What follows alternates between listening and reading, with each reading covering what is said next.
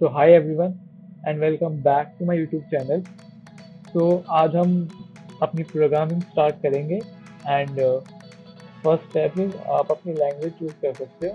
मैं सी plus plus में coding करता हूँ। अगर आपको कोई भी लैंग्वेज नहीं आती तो मेरे साथ सी प्लस प्लस सीख सकते हो, अदरवाइज आप जो भी आप प्रोग्रामिंग लैंग्वेज यूज करते हो वो यूज़ कर सकते हो, ठीक है, नो प्रॉब्लम। बाकी मेरा कंटेंट जो है मोस्टली जो है वो कंसेप्ट ओरिएंटेड रहेगा। अब तो हम प्रॉब्लम सॉल्विंग पे ध्यान देंगे, लैंग्वेज डजंट मैटर, ठीक है। तो आप कोई भी लैंग्वेज यूज कर सकते हो, डजंट मैटर, एंड उनको फॉलो कर सकते हो। तो हर लैंग्वेज में एक लाइब्रेरी होती है जो हम यूज़ करते हैं ताकि हम उस लैंग्वेज को एफिशिएंटली यूज़ कर सकें।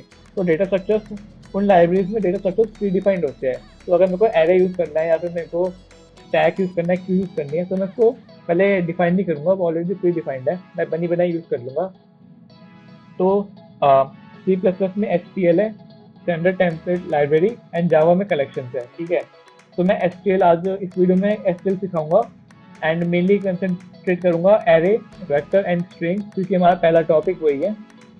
तो चलिए शुरू करते हैं। तो एस टी एल के चार पार्ट्स होते हैं, ठीक है।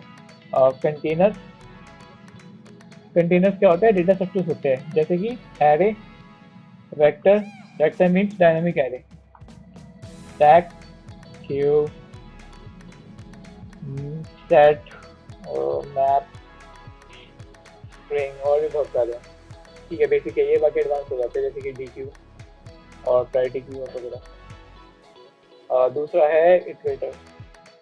इटरेटर्स स्पेशल टाइप ऑफ पॉइंटर्स होते हैं जिनके थ्रू हम कंटेनर को एक्सेस करते हैं। मेन है बिगिन एंड आर बिगिन, मतलब reverse begin, reverse and main यही है, इसके अलावा जानने की जरूरत नहीं पड़ेगी।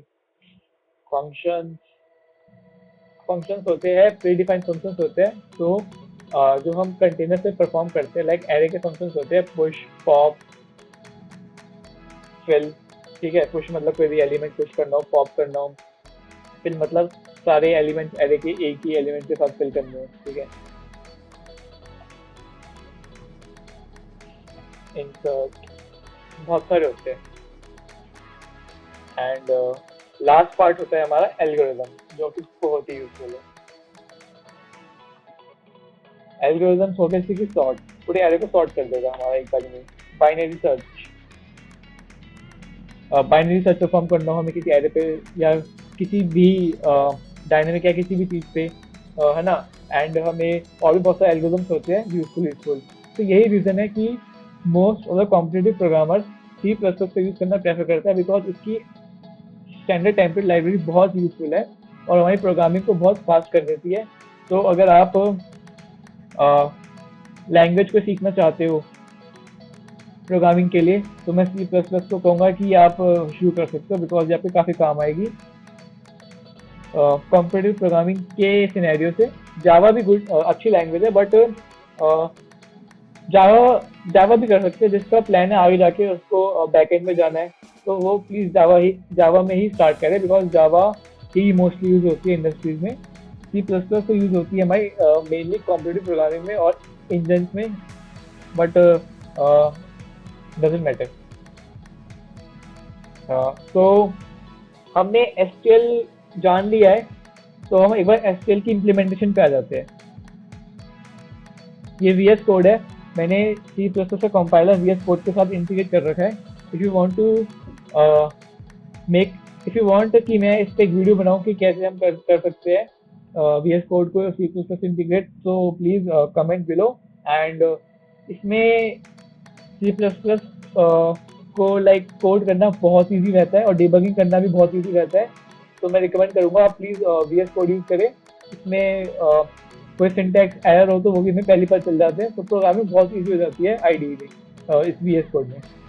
एरे, और मैंने ऑलरेडी यहाँ पे ये लाइब्रेरी इंक्लूड कर लिया है, इसमें सब कुछ आ जाता है। तो आपको बस ये लाइब्रेरी इंक्लूड करने हैं एंड इसमें सब कुछ आ जाएगा एक साथ। एंड एक ही नेम स्पेस यूज किया एसटीडी, जो कि मोस्टली यूज होता है सी प्लस प्लस में, सी आउट और एंड लाइन, इन सब को यूज करने में। नेम स्पेस क्या होता है वो आप गूगल कर सकते हो, ठीक है। तो स्टार्ट करते हैं। Array int comma 10। तो बेसिकली ये मैंने अपना एरे डिफाइन किया है इन एसक्यूएल।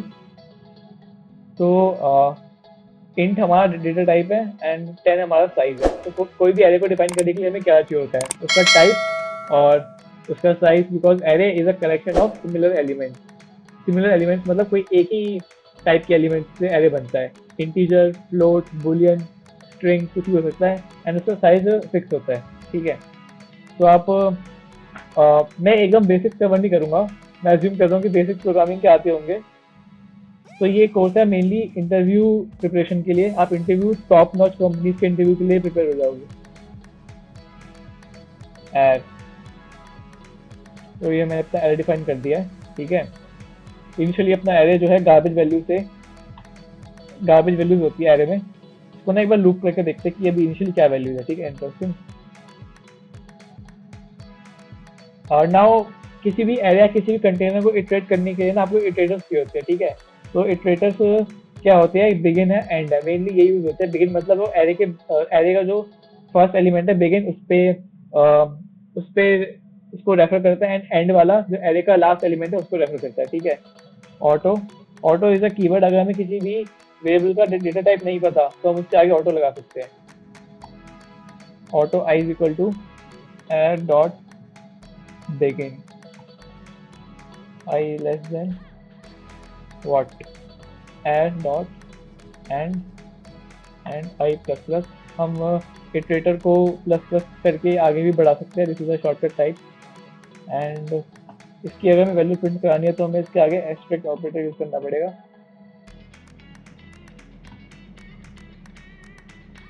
ठीक है। And line is her print कराने के बाद एक लाइन आ जाती है, न्यू लाइन। ओके, तो हमारा ये एरे प्रिंट हो गया है विद गार्बेज वैल्यू। ठीक है।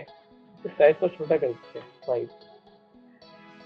अब ना हुआ क्या है कि एरे हमारा इनिशियलाइज हुआ गार्बेज वैल्यू से। अगर हमें कुछ कस्टम वैल्यू से इनिशियलाइज करना है तो हम वो यहाँ डाल सकते हैं। ठीक है। पहला पहला मैं कहता हूँ कि एलिमेंट हो जाए 1, दूसरा 4, 5। ठीक है। तो मैंने 3 वैल्यूज डिफाइन कर दिया है और बाकी एरे 0 से इनिशियलाइज हो जाएगा। देखते हैं। ठीक है, बाकी 0 से इनिशियलाइज हो गए। यहाँ अगर मैं एक वैल्यू नहीं डालूंगा तो सारे एलिमेंट 0 से इनिशियलाइज हो जाएंगे। ठीक है। तो ये तो हो गया इटरेटर्स।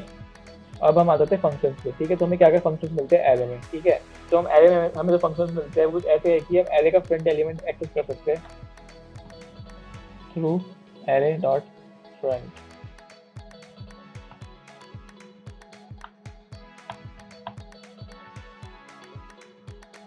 एक कमेंट कर देता है।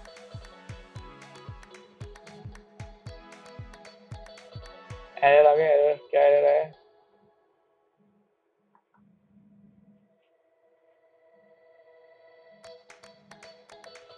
ओके, वो जल्दी थोड़ा रन कर दिया था। ठीक है। तो पहले एलिमेंट एरे का है 0, बिकॉज एरे के सारे एलिमेंट्स 0 है। ठीक है। तो कुछ एलिमेंट्स डाल देते हैं यार।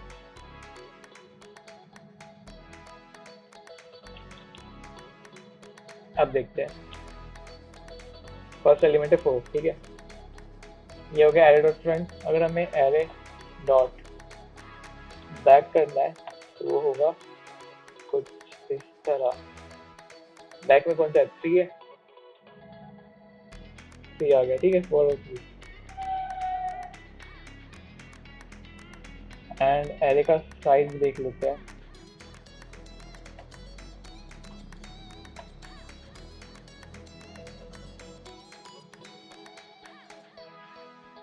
तो 4 3 5, 4 फर्स्ट एलिमेंट है, थर्ड लास्ट एलिमेंट है एंड 5 इज द साइज। ठीक है। तो ये हो गए इसके फंक्शन। तो हमने कंटेनर्स पढ़ लिए, इटरेटर्स को कैसे यूज करना है वो देख लिया, एंड ये हमने फंक्शंस पढ़ लिए। अब आते हैं एल्गोरिदम। एल्गोरिदम तो बहुत ही काम के होते हैं। ठीक है।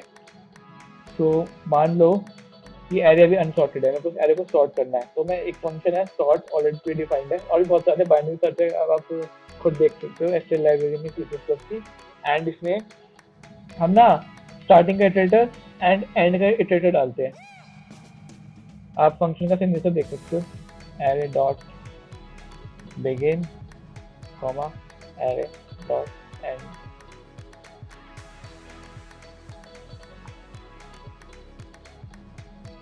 अब इसको रन करते हैं, लूप एबल अनकमेंट कर देते हैं। अब देखते क्या होता है,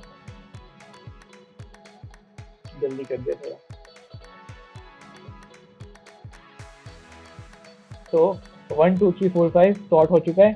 फर्स्ट एलिमेंट है 1, लास्ट है 5 और साइज है 5। परफेक्ट। तो अब हम चार चीजें कवर कर चुके हैं, ठीक है। तो मैं सब बेसिक कवर करूंगा और आपको इंट्रो दूंगा। आप इसके सारे फंक्शन, आप इसके जो भी पॉपुलर फंक्शंस है ना, और जो एरे के हमारे एरे के जो भी मतलब पॉपुलर फंक्शंस है वो खुद पढ़ सकते हो। वैसे तो यही कुछ ज़्यादा है नहीं इसमें, वो आप पढ़ सकते हो गीक फॉर गीक से। मैं लिंक डाल दूंगा डिस्क्रिप्शन में। तो यहाँ पे इसका एक ऐट है, गेट है, ऑपरेटर है, कोई भी एलिमेंट अगर हमें एक्सेस करना हो। एंड फ्रंट है, बैक है, मैं साइड है, वही मतलब यही है मेन। तो हमारा जो यूज ऐसे एरे में ऐसा कुछ यूज होता नहीं हमारा। मेन यही है हमारा ये वाला ऑपरेटर, जब भी हमें कोई एरे एक्सेस करना हो, ठीक है। और साइज, बस दो तो यही मेन, तो दो यही यूज होते हैं, बाकी बस पढ़ने की जरूरत नहीं है। आप साइड बाय साइड नोट्स जरूर बनाना ताकि आप बाद में रिवाइज कर सको। अब हम आते हैं वेक्टर पे, ठीक है। तो यार अब हम पढ़ेंगे वेक्टर। तो मैं कहूँगा कि हमारी प्रोग्रामिंग में, स्पेशली सी प्लस प्लस में, 90% टाइम्स का 95% टाइम्स वेक्टर यूज होगा, एरे का भी यूज होगा ही नहीं। बिकॉज एरे का साइज होता है फिक्स्ड और वेक्टर होता है डायनेमिक एरे, ठीक है। अगर हमने एक एरे बना दिया 5, उसका साइज है 5, और फिर हमें जरूरत पड़ी कि हमें उसमें और एलिमेंट ऐड करने चाहिए, वो होना चाहिए 6 का। तो हमें दोबारा से बनाना पड़ेगा एक एरे नया एकदम, ठीक है। बट डायनेमिक एरे क्या होता है कि अपने आप एक्सटेंड हो जाता है अगर उसका साइज बढ़ता है। तो मैं शो करता हूँ एग्जांपल से, समझ में नहीं आएगा आपको, ठीक है। तो वेक्टर डिफाइन करते हैं हम कुछ इस तरह, उसका टाइप नाम दे दिया, बन गया वेक्टर, ठीक है। इसका भी साइज है 0, कुछ नहीं है इसमें, दिखा देता हूँ मैं।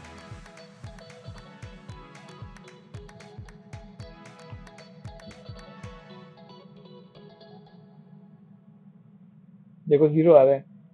अब हम इस एरे को ना इस वेक्टर को हम इनिशियलाइज भी कर सकते हैं विद सम वैल्यू, ठीक है।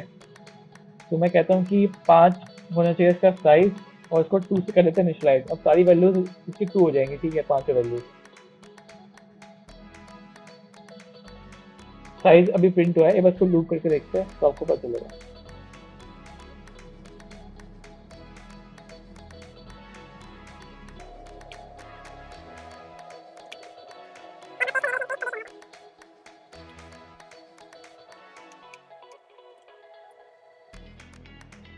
तो देखो यार, सारे एलिमेंट 2 से प्रिंट हो गए, साइज इसका 5 है, ठीक है।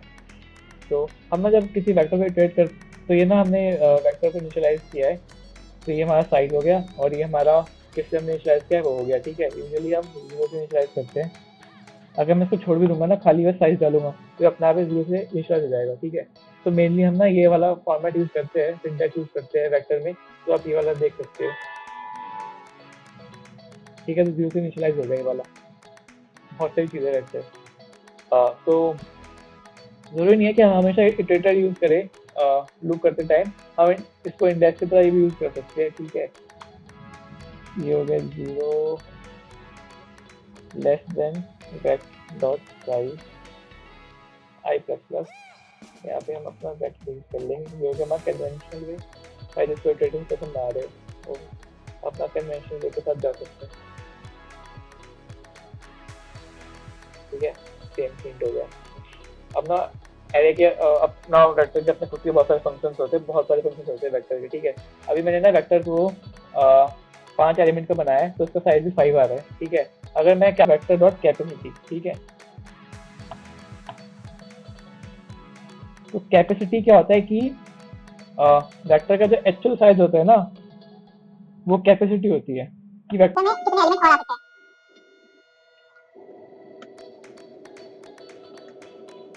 ठीक है, वेक्टर का साइज कैपेसिटी है। कैपेसिटी ज्यादा को क्या होती है एग्जैक्टली, मैं तो डायनेमिक एरे क्यों कह रहा था वो बताता हूँ। तो कैपेसिटी 5 है, साइज इसका 5 है, ठीक है। अगर मैं इसमें एक 6 एलिमेंट ऐड करता हूँ तो देखते हैं क्या होता है।